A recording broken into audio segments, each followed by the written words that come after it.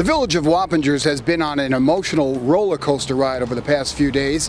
We have had a string of bad weather, then all of a sudden a dream day weather-wise on Saturday that quickly turned into a nightmare for many of the people living in that building. The 4-alarm fire broke out around 3 p.m. on Saturday, leaving more than 30 people displaced and closing 6 businesses on East Main Street. But that's where the story gets a little better, thanks to the outpouring of community support and the organizational skills of Danielle Perry, who knows the devastation of a house fire all too well. My best friend's parents' house burned down last year, and I know what they went through. And while the flames were still there and we were all in the village filming, I was doing a Facebook Live feed and started requesting that my friends just start going through their closets. And because each one of the windows that they saw with flames coming out was somebody's home and everything they were losing.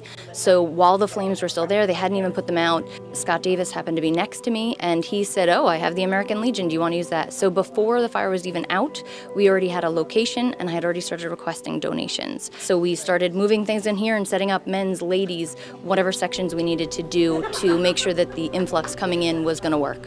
And work it did, with donations of clothes, toiletries, toys, bedding, and even some appliances. So many donations that an overflow area needed to be secured. By 11 o'clock, we knew that we were going to be out of room.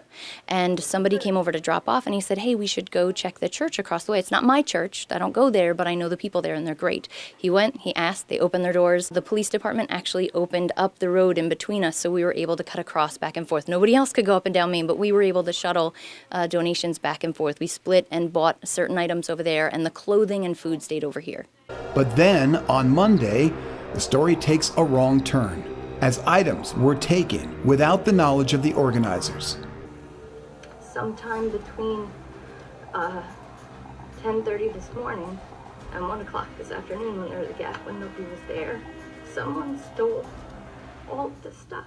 They stole all of the bathroom toiletries that everybody bought in and that we had organized. At this point, the only thing that I can hope about the items and the toiletries that are unaccounted for is just that they went into the hands of the people that needed them. And that's where the story gets even better, because once word got out about the missing items, it seemed as though the community support grew with a fervor.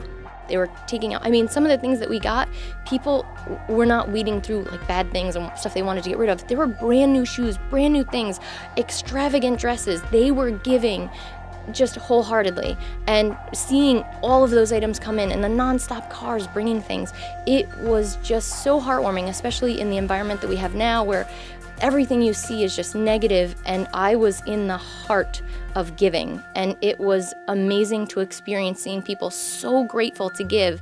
The challenge now is to try and pack up what's in here at the American Legion so that people can come back in and shop for what they need. But they can't shop until they can get this stuff out of here and over to the Zion Church. And do you need more space? Will you need more space? We'll definitely need long-term storage. By long-term, I don't mean a year or so, hopefully a few months. These people are currently in hotels and staying with family, and until we can get them in permanent housing, we're going to need furniture, and we would love to take those items, but as you can see here, we don't have that space. So if somebody has a garage, a large space where we could start putting couches, desks, chairs, we can use microwaves, coffee pots, anything like that, that these people can use to build a home once they have that permanent location. We really need that space so that when they're ready and they're moving into their home, that those items are available to them. It's just wonderful you see things like this in movies and on TV, and to feel it in my hometown where I grew up, where I used to walk up to St. Mary's, where watching this street burn, and within 24 hours having so many people. It's two-sided, because you had the people that were bringing the donations in, and you had the people that were volunteering their time and taking them. So you had people on both sides willing to help.